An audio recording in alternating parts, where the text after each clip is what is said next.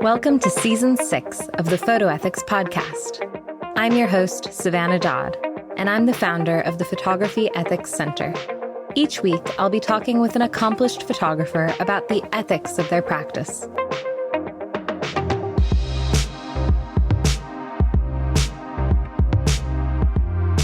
This episode of the Photo Ethics Podcast is brought to you by Falmouth University, one of the UK's leading creative arts institutions.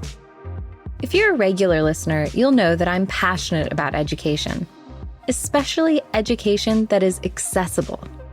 With flexible online learning through Falmouth University, you can study from anywhere, starting in January, May, or September. Join the university that has nurtured the award-winning photographers Justin Carey, who we interviewed in Season 1, and Rehab El-Dalil, who we interviewed in Season 4. Falmouth graduates have been featured in the New York Times, The Guardian, and the BBC. If you're passionate about photography and want to refine your practice, Falmouth's specialist photography courses are designed for you. Led by expert academics and industry-savvy tutors, you'll develop your critical thinking and create work that explores powerful themes on a local, national, and international scale. Search Photography at Falmouth to find out more.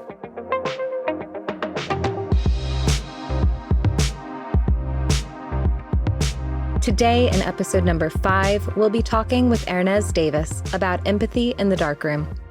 Hernease Davis is a photo-based artist and assistant curator at the Visual Studies Workshop, where she develops programming that addresses contemporary conversations in the photographic arts. In her practice, Hernease uses photography, crochet, and sound to create multisensorial installations that explore complex notions of empathy. Hernease mends her body into her work, creating large-scale self-portraits as silver gelatin photograms, cyanotypes on fabric, and sound pieces where she layers her voice in a cappella.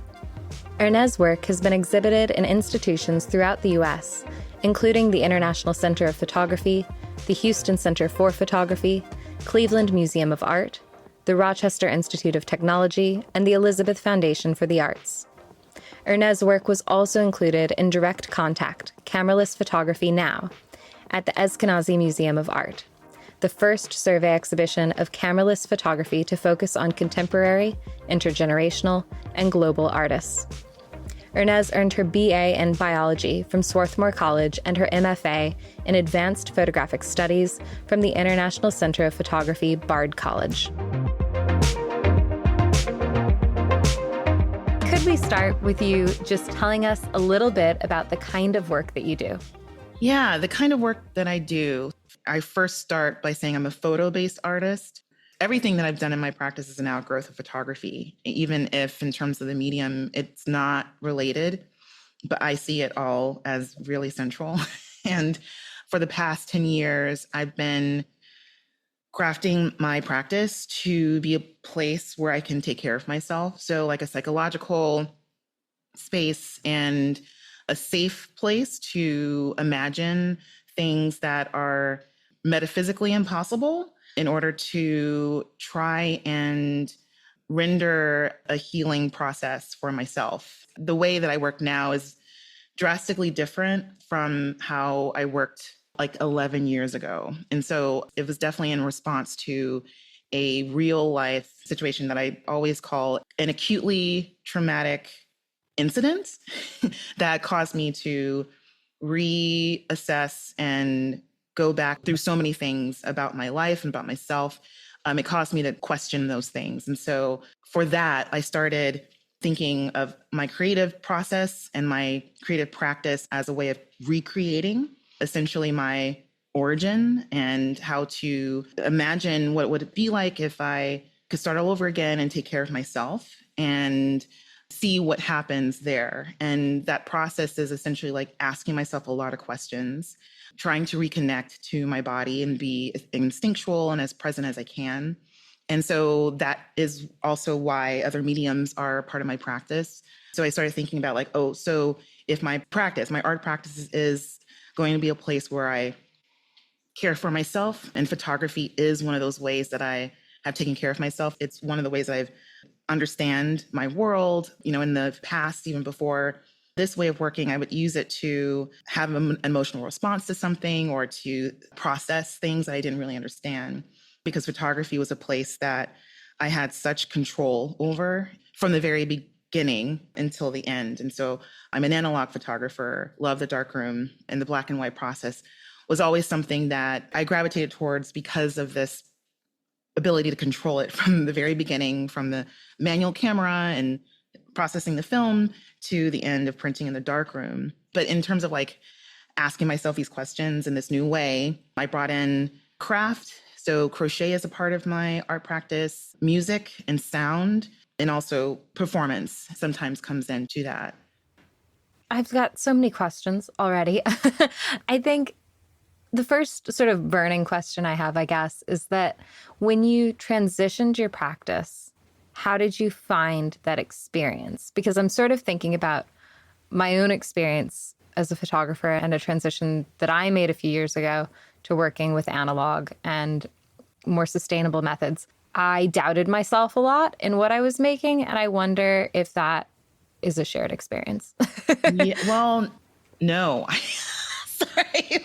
That's great. In terms of the doubt, it's interesting because I've actually never even thought about that. I'll say that it was such a crisis moment where almost all of the things that I wanted to do felt irrational to me and impossible in some kind of way. And it was in response to things that I had already been thinking about. So this work started in 2014. I would still consider myself a recent grad from graduate school.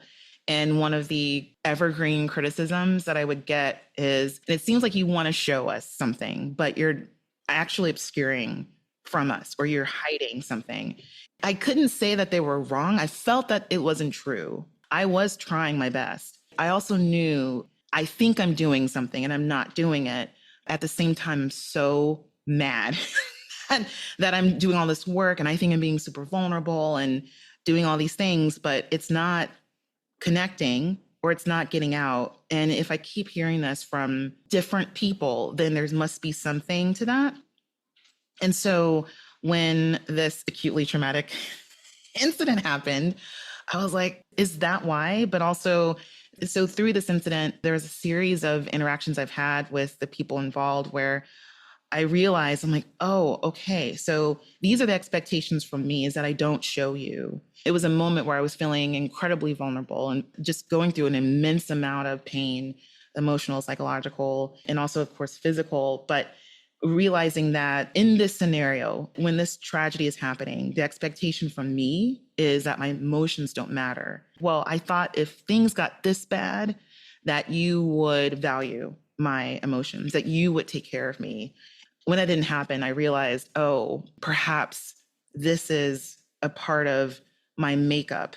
And if this is happening, if something this terrible is happening, then let's go back to all the other times where you've questioned or where you've tried to communicate some kind of hurt or pain or looked for some kind of care and didn't get it. You know, when I remember that time, I want to call it brain explosion, where my brain was reconfiguring very rapidly. I was feeling emotions that I never felt before. Also, again, this imagination coming that I know was probably my nervous system taking care of myself. So at that time, my knee-jerk reaction was to go to photography. I actually photographed, I call them emotional walks.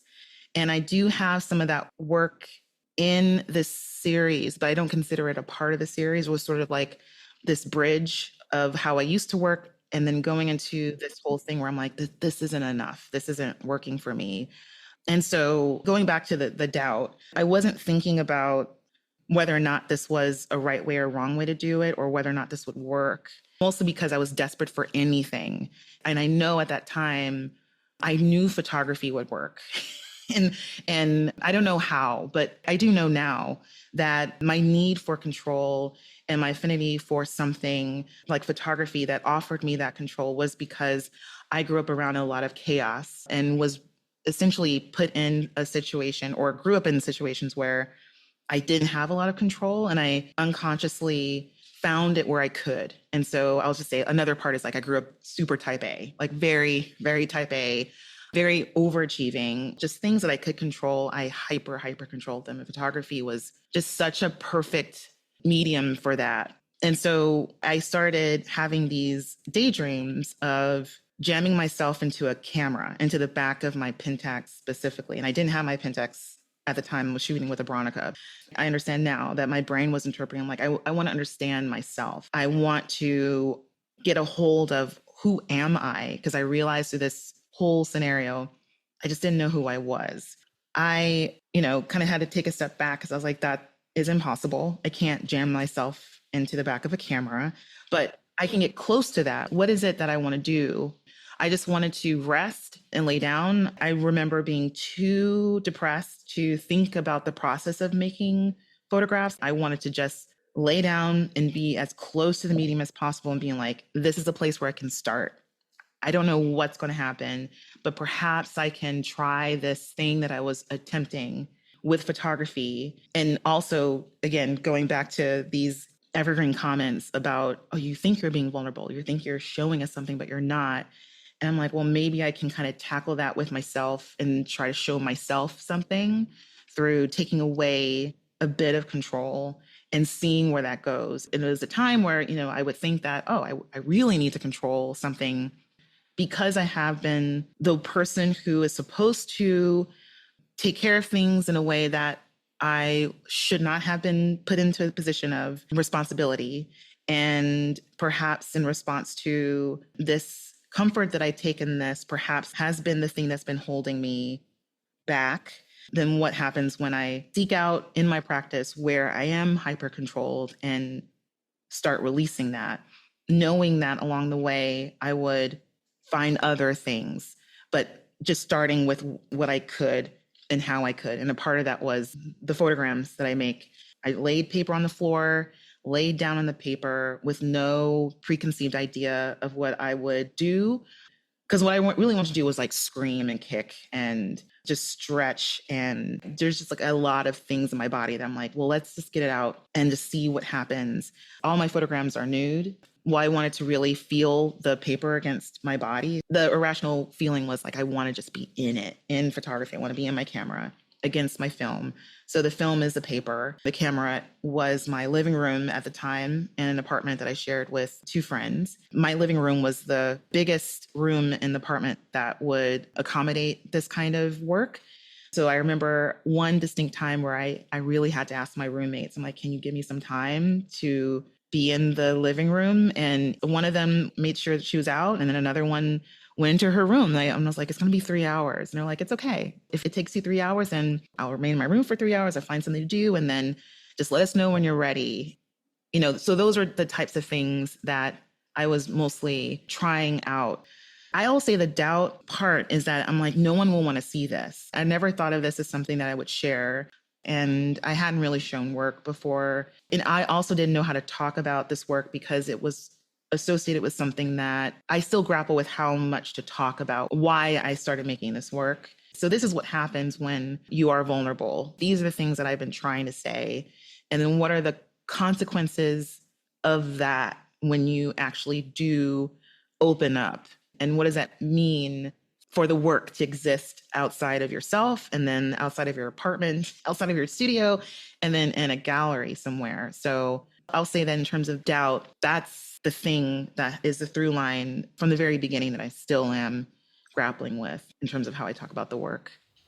Yeah, I mean, you use the word vulnerable and vulnerability a lot. And I think that's a word that I find we often come back to actually in this podcast. And when we're talking about ethics in general, I think it's a really important word. Yeah. But it makes me, want to know more about your decision to share the work, because I'm sure that's a very fraught decision in a lot of ways and requires a lot of vulnerability on your part. Yeah, definitely. I've found a way to do that with just kind of gauging where I am. I've realized that the work mirrors where I am in my healing process. And as people were interested in showing the work, I've been invited to give lectures and studio visits or artist talks, things like that, where I've been able to use those as opportunities for vulnerability as well. And it's not on purpose. I'll just say that I'll say often I'm approached afterwards with people saying like, oh, I didn't know you could talk about work like that, or I didn't know that you could share those types of things. So again, I've come up with a general blanket term of an acutely traumatic, sometimes I say situation or incident. And also there is an implication that it is based in my family somehow. I hold back from naming specific things because this work is on purpose. It's selfish. It's about me. It also is more complicated than addressing it in terms of family, because it's something that I'm still unpacking in terms of how it's affected my life, essentially my whole life, inside and outside of my art practice. I do grapple with protection and why I'm protecting and whether or not it actually is protection for others or if it's protection for me. Even in that sense, when I do talk about my work, I can't help but be very, very honest, especially when it comes to questions that I get from students or things like that. And I'll say that when I do have conversations about family, it's sometimes brought up by other people who are just seeing the work asking me like, oh, is it about this? I'm like, no, it's not about that, but I'm really glad that that is a way that you're connecting with it. But a few times, this was early, a few times, which is really shocking to me, is I've sensed people coming up to me in the exhibition wanting to talk about their mothers. The series title of all of my works, I have a bunch of work under the series of titles that are subtitled something else, but the whole series is under A Womb of My Own, and in parentheses, Mistakes Were Made in Development. All the photograms are named with that title and they're numbered chronologically. And then I have other works that are subtitled, but they're all under the title of Womb. And womb, it implicates a uterus. Or, like who would have a uterus? Like, oh, your mother. But for me, womb is about creation. The title came to me because of the conversation that I was listening to on NPR at the time about Virginia Woolf, A Room of One's Own. I think that's the title. And I remember hearing the conversation. I'd never read the book. I didn't want to read the book, but I was listening to the sort of the spirit of the book. And there's something about audacity, bravery, making space for oneself. So that was something that I was trying to do. And I didn't have a title for the work until I heard that. I was like, A Room of One's Own. I'm like, oh, that's what I'm doing, but not room. Like I like the word womb as this way of using my creative practice as a creative person to create something that at the time I thought was, again, impossible. I'm like, so the closest I can get to impossible is to imagine and create my work with this in mind, as if I can be born again. I know that it kind of runs really close to people associating this with a mother. And essentially, yes, yeah, I'm reparenting myself through my practice. There's just no way to distance that from implying that my childhood, I want to undo that. And I do. If I were able to undo it, then I would. And that's where the parenthetical comes into it, whereas like mistakes were made in development. And that also came from an actual mistake that I did in processing. It was the only time I've ever loaded a film reel incorrectly. I almost threw away the film, decided not to, because I remember in my head clicking, I'm like, listen, you're working in a new way now. You last week would have thrown this away, but let's just see what happens.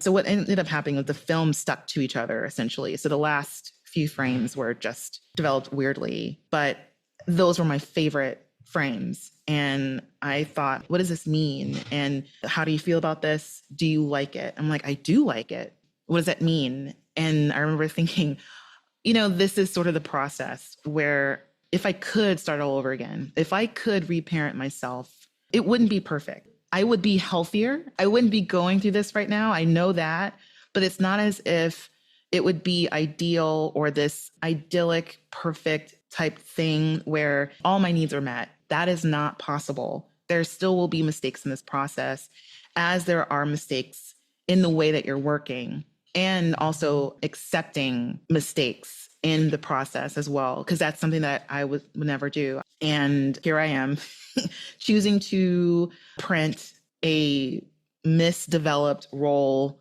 of film, and the one that's the most misdeveloped is my favorite. And so that's where the parenthetical came from, like mistakes were made in development, because it's this acknowledgement that even if I could have all the things that I wanted, and also myself, I'm not perfect. So then let's also deal with that with yourself, and then use your practice in a way of approaching that too.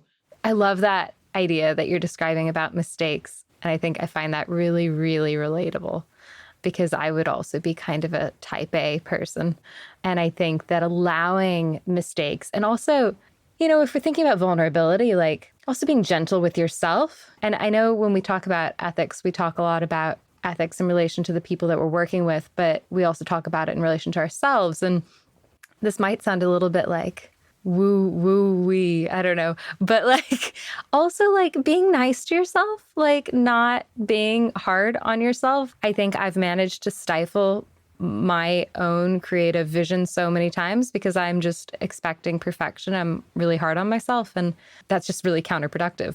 The other thing that I think I really wanted to touch on is I read on your website that you also teach about the complexity of empathy through art practice. And I guess I was wondering, like, how does that relate maybe to the work that you're describing and the work that you're making, or how do you approach that when you're teaching it? Thank you so much for asking that. So empathy is at the core of my work.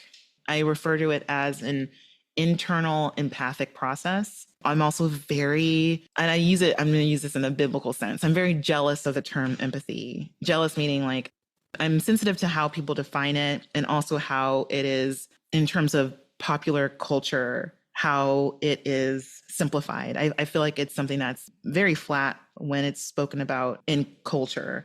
In my personal experience, empathy is incredibly complex. It is psychologically complex, I'll say. And I call my process an internal empathic process because I realized through this acutely traumatic situation, something that I've always known, but I thought of it as a superpower. I'm overly empathic. I have a hyper empathy thing. I don't want to say condition. And so I don't think of empathy as an inherently positive thing. That's another thing that I have a gripe with how we talk about empathy. It's not inherently positive. My hyper empathy comes from trauma and from growing up in chaotic situations where I had to be really good at reading the room and really good at reading others' emotions and knowing how to respond. And I'll just say that making sense of chaos is impossible. Especially as a child, it's not like, oh, this is impossible to live through or predict the thing that's happening next. No, the idea is like, let me figure out how to predict the next thing that's coming up. I'm really good at that. I'm not a psychic or anything like that, but people who are hyper vigilant and overly empathic have near psychic abilities. And for a while, I thought of that as a superpower outside of my family system, like in other places where I was like, oh yeah, no, I know what's going on. And I know about these people, blah, blah, and reading the room and things like that, thinking of it as an ability in some kind of way. But that hyper over empathic ability that I had was in a detriment to myself and knowing myself. I am oriented externally. That's how my nervous system is set up. I can be very empathic towards other people. And again, going back to these questions in grad school, I went to a program where we were often asked, like, what do you need? Like, what do you want? What do you like? What do you desire? And I remember being so angry at these questions. I despised these questions. And I think a part of the reason why I was upset at these questions is because I'm like, I didn't come to grad school to be asked, what do I need? I want to say this. But I was being told, well, a part of your art practice is to be connected to yourself. And I didn't realize just how disconnected I was until grad school. And then this happened. And so in a way, like I really am so grateful for that really tough time in helping me with this. So this internal empathic process is a part of me asking myself questions, those questions like, what do you need? What do you like? What do you desire? Do you want to do this, or are you finished? How do you feel? Is this too much? Or what do you want to do next? Like just those basic questions in order to reconnect myself. But actually at the time that this incident happened, I wasn't in therapy and I'm back with my therapist. But when we reconnected, I realized that I was doing something that is like trauma informed. I'm not formally diagnosed, but in terms of like people who've gone through like chronic trauma, do have like a disconnect between essentially their mind and their body. And so then I would always have the phenomenon of feeling my emotions weeks later and having these disassociated feelings that were because of an incident that happened like last week. But that is because my body developed in a way where it's like I couldn't afford to have those emotional reactions at the time of the inciting incident. As I've healed, I've realized that a part of that healing process and the internal empathic process and what it's been doing is reconnecting my mind and my body together, essentially this physical thing that's happened. Empathy actually started as an art historical term, and I believe it's a German term called Einfühlung. It's something I'm so fascinated with this because essentially empathy was started off as a way of appreciating art or a way to teach an appreciation of art. And it was a little bit more structured and a little drier than how I'm explaining it. It was like a way of understanding like how do we figure out what's good or what's good art, what's bad art, or how do we appreciate art generally? Essentially like an objective way of structuring something that's subjective. That's how I'll put it.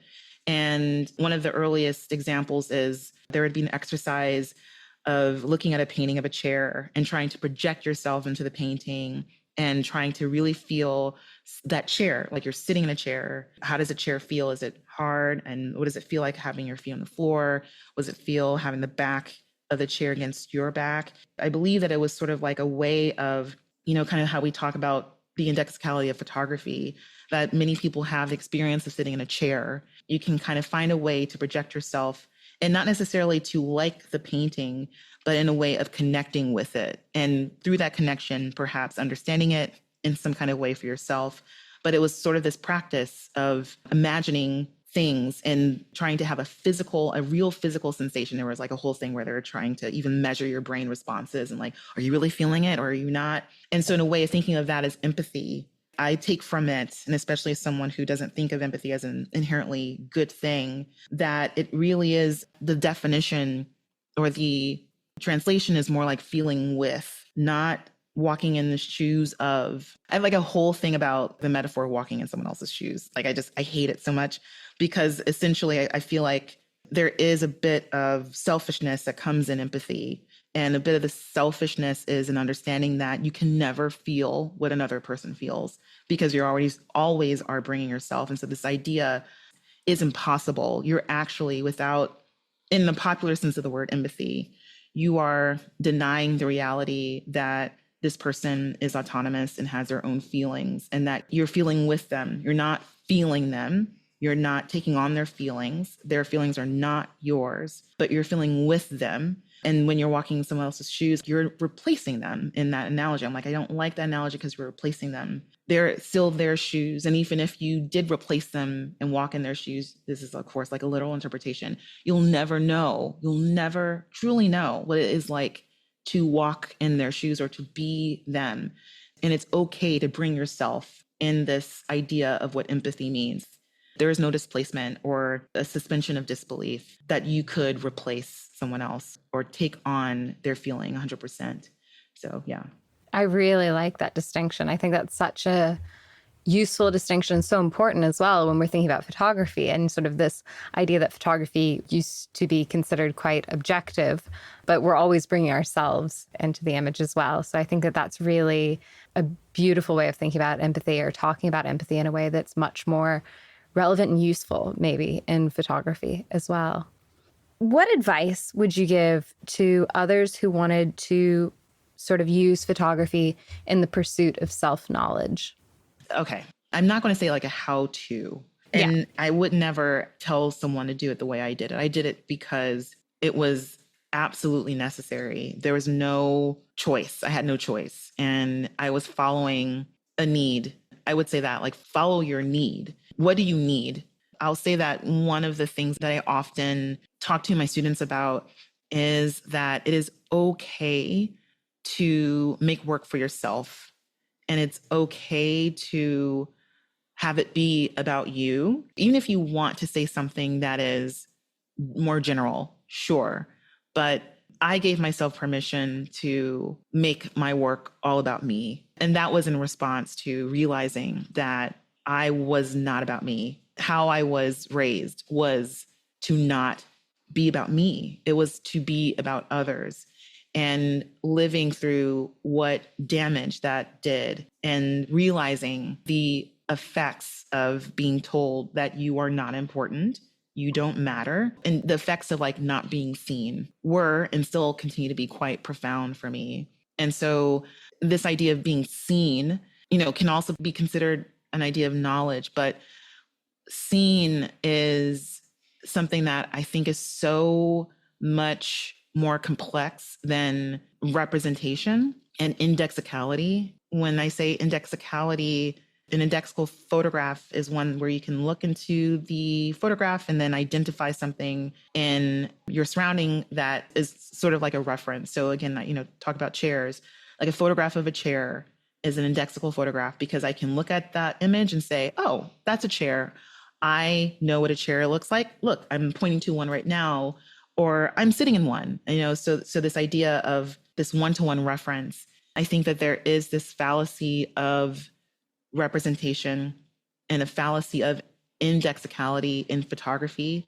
And the more indexical a photograph is, in my experience, the more work we have to do in order to read into the photograph. I believe that we're set up to believe them as if they are real.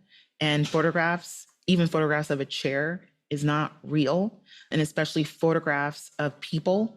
And so in terms of self-knowledge and being seen, I would challenge people to think about that in an expansive way. And for me, being seen, when I think about, growing up and not being seen, what does that mean? That means that I have no insides. I was treated as if I had no imagination, as if I had no desires, as if I had no interests. And if I ever said or spoke of anything in a way that was outside of the imagination of the person I was speaking to, I was met with a lot of doubt or dismissal. In psychology, we call it mirroring. I was never really mirrored. No one reflected at me that who I was valid or could be understood or could exist without any kind of friction or pushback or an attempt to distort it. And so it's sort of like, what is it like to be seen? And for me, what it means to be seen is what you think of me as my surface is just the beginning. Ask me some questions, spend some time, do a little bit of relating. It is also the way that I try to think about others as well, having the experience of walking around and being treated as if you're flat. And so in terms of seen, I think about depth and time and experience. And so then for other people who are thinking of photography as a way of self-knowledge, and I also say this in terms of people who take my classes, it's usually process-based because in how you approach your work says a lot about you. And there is, I think, a lot of interesting aspects to not even just the image that you end up making or even the idea that you have before you make it, but the process of making it, the steps that you take, the decisions that you make are all a part of you. And those are also things that you can do in order to create a space for yourself to change something up that really kind of rattles or even disturbs you, challenges you, makes you mad, or a surprise that you never thought could happen.